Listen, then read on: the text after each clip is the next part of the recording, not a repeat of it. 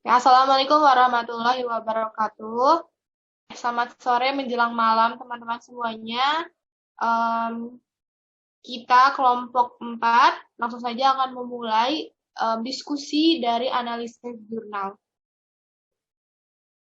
Pertama-tama saya akan memperkenalkan diri terlebih dahulu. Nama saya Ferawati Ramadina sebagai ketua pada diskusi kali ini ya, dan sekretarisnya yaitu Anissa Ramadhani. Kemudian untuk anggotanya, yang pertama yaitu ada Ageng, ada Aisyah, ada Lalu Wahidin, El Safira, ada Kahfi, ada Lia Putri, Nurita, Kanisa, Aprilia Rizky, Laila, dan Restu Dewi. Nah, jurnal yang pertama yaitu dengan judul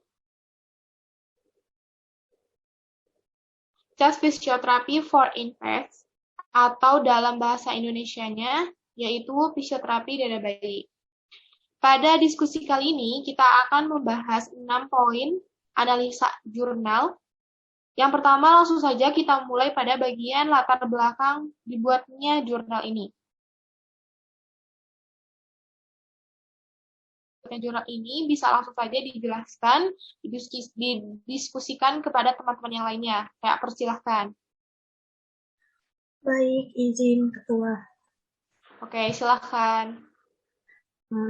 Jadi terima kasih sebelumnya telah mempersilahkan saya untuk memberikan atau menjelaskan sedikit tentang latar belakang yang saya ketahui. Jadi menurut yang sudah saya dapat, latar belakang dibuatnya artikel ini yaitu Chest Physiotherapy for Infants atau fisioterapi dada pada bayi ini adalah pada fisioterapi dada banyak sekali teknik yang digunakan seperti drainase postural, perkusi, vibration atau getaran. Namun berdasarkan penelitian sebelumnya, teknik-teknik tersebut hanya digunakan untuk orang dewasa dan tidak diperuntukkan kepada bayi karena sistem pernapasan pada bayi itu berbeda dengan orang dewasa. Nah, oleh karena artikel ini ingin berfokus kepada fisioterapi dada pada bayi, hingga penelitian dari artikel ini itu terkait teknik fisioterapi dada seperti apa yang cocok untuk bayi sesuai dengan karakteristik fisiologis dari bayi tersebut atau karakteristik fisiologisnya. Terima kasih. Oke, terima kasih atas penjelasannya dari Badel. Kemudian apabila teman-teman yang lain yang ingin menambahkan, dipersilahkan. Masih ada atau belum?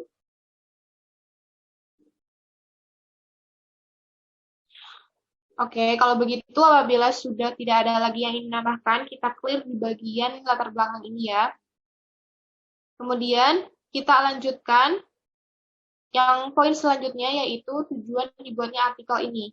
Silakan teman-teman yang ingin menjelaskan atau yang sudah menemukan tujuan. Izin menjawab. Oke, silakan. Tujuan dibuatnya artikel ini untuk memperkenalkan beberapa teknik fisioterapi dada baru yang bermanfaat untuk bayi yang baru lahir. Cukup. Terima kasih. Oke, terima kasih. Teman-teman yang lain, ada yang ingin menambahkan juga? Izin menambahkan Ketua. Ya, dipersilahkan. Tujuan dari jurnal ini dibuat untuk memberikan ilmu pada khalayak luas mengenai terapis dada pada bayi, baik dari segi teknik, resiko, maupun manfaat. Sekian, Ketua. Oke, terima kasih. Terima kasih untuk bagian dari tujuan dibuatnya artikel. Kita lanjut ke poin yang ketiga. Di sini kita akan membahas tentang rangkuman dari artikel ini. Maksud saya dari jurnal ini. Kemudian yang pertama yaitu ada metode penelitian dari jurnal ini. Apakah teman-teman ada yang menemukan apa metode yang dilakukan dalam jurnal ini? Dipersilahkan. Izin menjawab. Oke, dipersilahkan Mbak Laila. Jadi dari jurnal tadi saya menemukan satu metode yaitu metode getaran dada. Jadi dalam metode getaran ini pertama, selama getaran berlangsung, pengasuh menempatkan tangan datar mereka dengan kuat ke dinding dada. Kemudian, pengasuh menegangkan lengan dan bahu mereka, memberikan tekanan ringan dan menciptakan gerakan gemetar mirip dengan alat getar mekanis. Jika bayi memiliki paru-paru kaku dan tidak patuh, maka berhati-hatilah untuk tidak melakukan pegas ini terlalu keras karena dapat menyebabkan patah tulang. Cukup. Terima kasih. Oke, terima kasih atas penjelasannya. Apakah masih ada atau kita lanjutkan?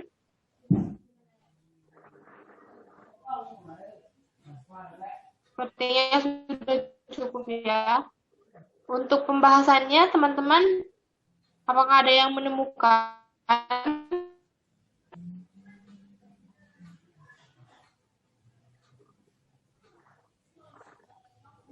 Izin Ketua untuk pembahasan.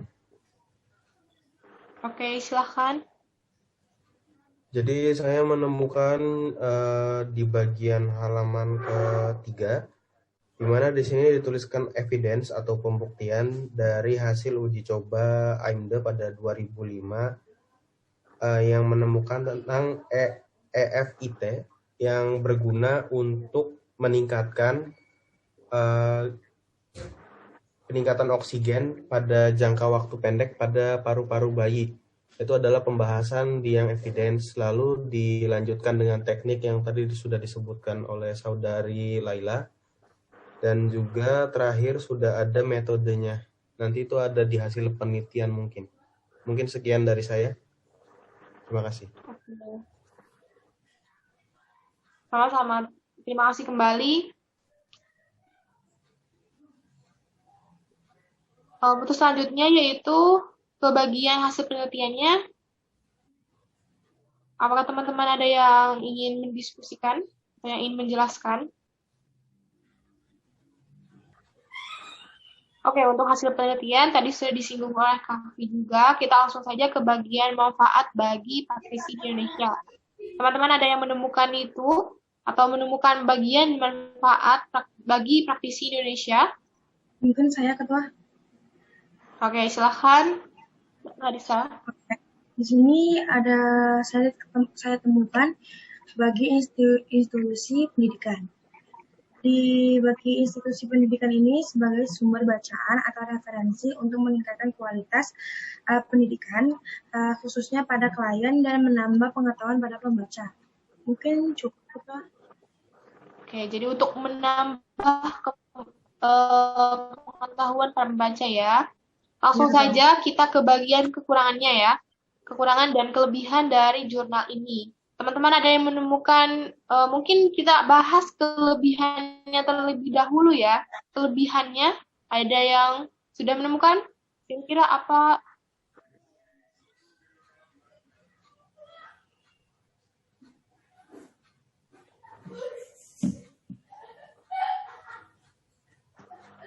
Saya izin berpendapat. Silakan, Mas Lalu. Kelebihan ya? Ya, kelebihan. Kelebihan dari pembuatan artikel ini, baik itu dalam judul maupun intervensi yang dilakukan, pendapat saya, jurnal ini telah menjelaskan beberapa intervensi lah, yang dimana untuk mengatur baik itu dalam postural drainage atau chest percussion dengan menggunakan beberapa intervensi untuk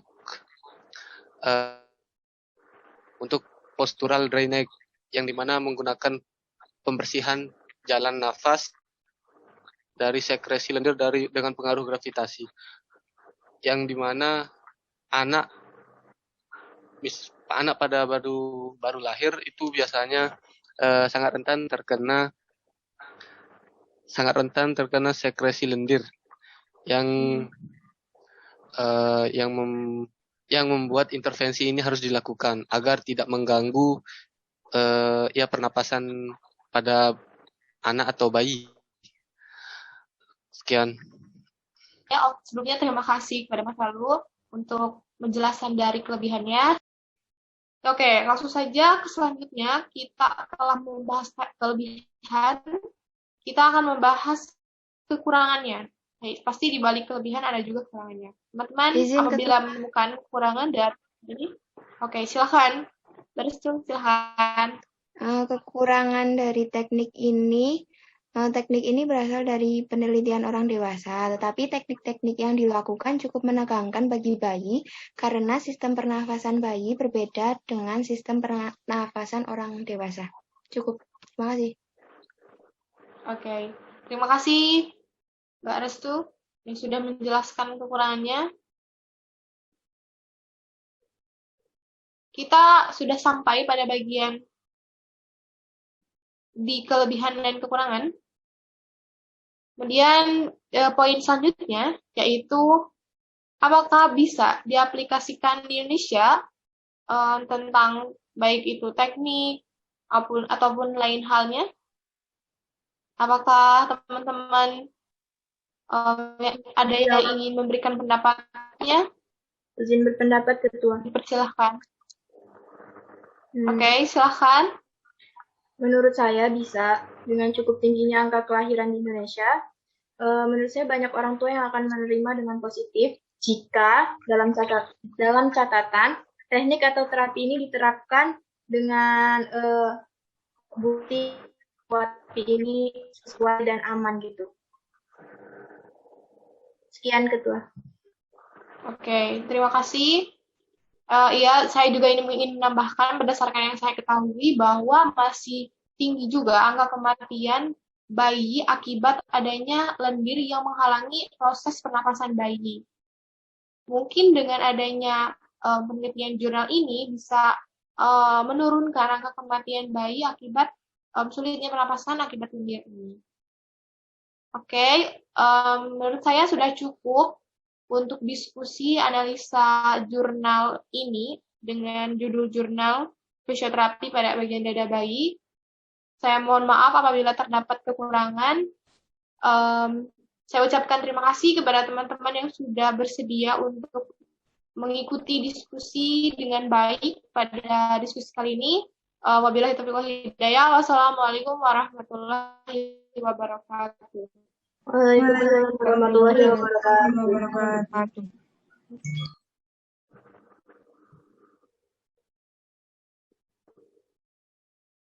Assalamualaikum warahmatullahi wabarakatuh. Pertama-tama saya akan memperkenalkan diri terlebih dahulu. Nama saya Ferawati Ramadina sebagai ketua pada diskusi kali ini, ya, dan sekretarisnya yaitu Anissa Ramadhani. Kemudian untuk anggotanya, yang pertama yaitu ada Ageng, ada Aisyah, ada Lalu Wahidin, El Safira, ada Kahfi, ada Lia Putri, Nurita, Kanisa, Aprilia Rizky, Laila, dan Restu Dewi. Oke, langsung kita pada jurnal yang kedua dengan judul jurnal yaitu Effect of Deep Stripping Massage Alone or with Eccentric Resistance on Hamstring, Length, and Strength, atau dalam bahasa Indonesianya yaitu efek pijat stripping dalam saja atau dengan resistensi ekstensik pada panjang dan kekuatan pada otot hamstring. Oke, langsung saja pada poin-poin yang pertama yang harus kita diskusikan. Yang pertama yaitu latar belakang dari jurnal ini. Teman-teman dipersilahkan apabila yang menemukan latar belakang dibuatnya jurnal dengan judul yang saya sebutkan tadi. Mungkin saya buat. Oke, silahkan Mbak Harisa. Oke, di sini latar belakangnya itu ada banyak penelitian yang mengevaluasi efek dari intervensi yang berbeda pada panjangnya hamstring. Namun sedikit penelitian yang telah dilakukan pada efek Deep Stripping Massage Stroke atau DSMS ini atau dikombinasikan dengan resistensi eksentrik. Kemudian pada panjang dan kekuatan hamstring. Oke, mungkin itu saja, Ketua. Cukup. Oke, itu tadi latar belakang dibuatnya jurnal ini ya. Teman-teman yang lain ada yang menambahkan atau cukup?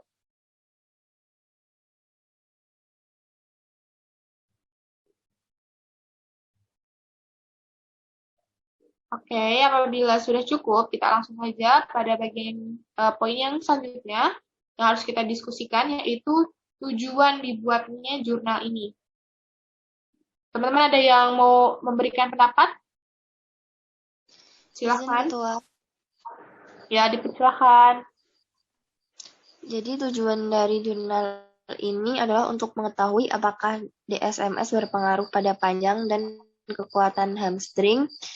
Dan yang kedua yaitu apakah efek pada panjang dan kekuatan hamstring berbeda ketika DSMS dikombinasikan dengan latihan eksentrik. Itu saja Ketua. Oke, terima kasih sudah menjelaskan apa tujuannya. Jadi di sini tujuan dari artikelnya ini ada 2 ya, yang sudah disebutkan tadi. Oke, langsung pada bagian kita diskusikan rangkuman dari jurnal ini. Yang pertama dari metodenya. Metode penelitian dari jurnal ini. Apakah teman-teman ada yang menemukan? Dipersilahkan. Assalamualaikum warahmatullahi wabarakatuh. Waalaikumsalam warahmatullahi wabarakatuh. Nama saya Ageng Arvidia, saya akan membacakan metode. Di sini 89 mahasiswa komunitas college dan anggota masyarakat berusia antara 18 tahun dan 62 tahun mengajukan diri untuk penelitian ini.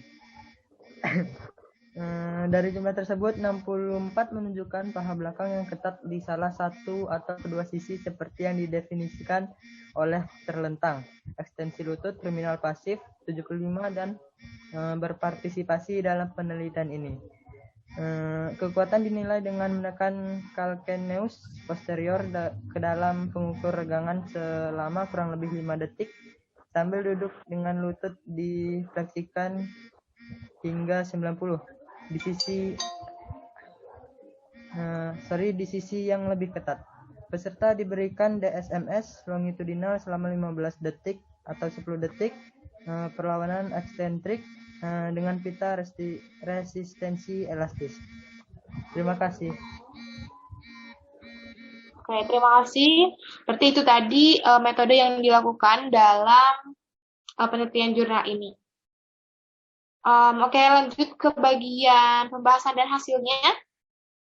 Apakah teman-teman ada yang menemukan? Izin Ketua. Oke, silakan.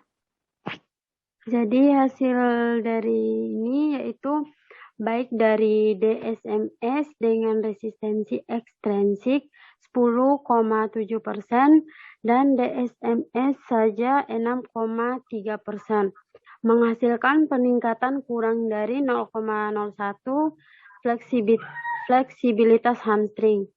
Kemudian peningkatan setelah DSMS dengan resistensi eksentrik lebih besar kurang dari 0,05 daripada mengikuti DSMS saja. Jadi kekuatan tidak secara signifikan dipengaruhi oleh kedua pengobatan tersebut. Cukup. Oke, terima kasih. Oke, terima kasih yang sudah menjelaskan bagian dari hasil penelitian ini. Kita lanjutkan saja ke bagian kekurangan dan kelebihan dari jurnal ini.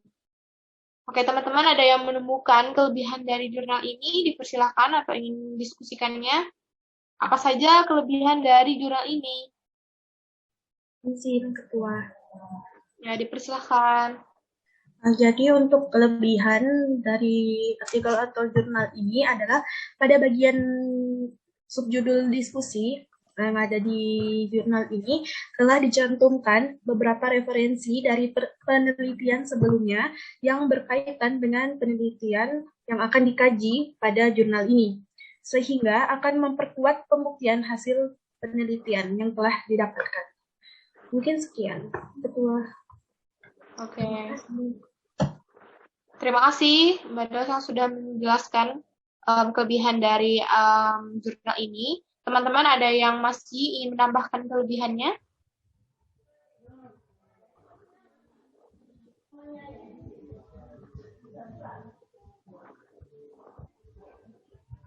Oke, mungkin sudah cukup ya bagian kelebihan. Kita ke bagian kekurangan dari jurnal ini. Apakah teman-teman ada yang ingin menambahkan kekurangannya? Silahkan. Saya izin berpendapat. Oke, silakan. Pendapat saya tentang kekurangan dari jurnal tersebut. Jurnal tersebut dalam melakukan intervensi itu cenderung hanya melakukan satu intervensi. Padahal menurut yang sumber intervensi yang bisa diberikan pada fleksibilitas hamstring, kekuatan hamstring atau resistensi eksentrik itu ada beberapa yang sekiranya efektif untuk untuk meningkatkan tujuan dari jurnal ini, yang dimana contoh yakni sit and reach test, yang dimana sit and reach test ini adalah pemeriksaan untuk mengetahui fleksibilitas otot hamstring dan mengukur ekstensibilitas dari otot hamstring. Mungkin hanya itu. Oke, sudah cukup ya. Terima kasih. Ingin menambahkan boleh Ketua? Oh ya, silakan. Untuk kekurangannya tuh pertama masih dalam bahasa Inggris, jadi kemungkinan besar pengaplikasian di Indonesianya masih harus ditranslate atau diterjemahkan terlebih dahulu. Kedua, susunannya seperti susunan kamus, jadi untuk beberapa orang yang biasanya bacanya paragraf dari atas ke bawah, mungkin harus terbiasa baca dari atas ke bawah, samping, atas, baru ke bawah lagi. Lalu di bagian result atau bagian hasil, itu masih terlalu masih terlalu singkat dan tidak diperjelas dan hanya diberikan gambar-gambar, juga pendataan yang masih kurang rapih di situ. Terus di diskusi itu juga masih kurang lengkap juga sama kayak tadi di result. Sama terakhir penyusunan referensi atau sumber seharusnya tidak ditulis seperti itu, seharusnya ditulis ke bawah. Itu penulisan yang lebih tepat, soalnya kalau misalkan di konklusi sama di referensi satu sejajar itu tidak sesuai dengan EYD pertama, habis itu juga sesuai dengan ya susunan bahasa Indonesia kayak gitu. Mungkin itu saja Ketua. Oke, berarti di sini kekurangannya itu baik dalam bagian data-datanya, kemudian sampai ke referensinya juga masih ada yang kurang ya. Oke, terima kasih kepada teman-teman yang sudah memberikan pendapat-pendapatnya, baik dalam kelebihan maupun kekurangan. Kemudian kita lanjutkan saja ya, apabila ada yang ingin menambahkan lagi ke bagian manfaat bagi praktisi di dunia pendidikan. Oke, saya di sini akan menambahkan ya pada bagian manfaat praktisi. Nah, pada jurnal ini akan menjadi penting untuk praktisi yang memanfaatkan berbagai teknik mobilisasi pada setiap hari untuk meningkatkan fleksibilitas. Karena menentukan jumlah pengulangan yang optimal untuk efek jangka panjang akan membantu klien atau pasien mereka mendapatkan dan mempertahankan fleksibilitasnya. Mungkin itu dari saya, dari teman-teman yang lain yang ingin menambahkan. Apakah ada yang ingin menambahkan mungkin manfaat di dunia pendidikannya? Dipersilahkan.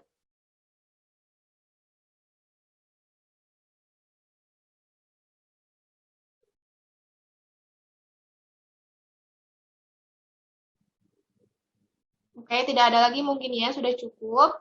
Kita lanjutkan ke bagian poin terakhir, yaitu bisakah diaplikasikan di Indonesia? Teman-teman, ya, ada yang ingin berpendapat? Dipersilahkan. Oke, silahkan.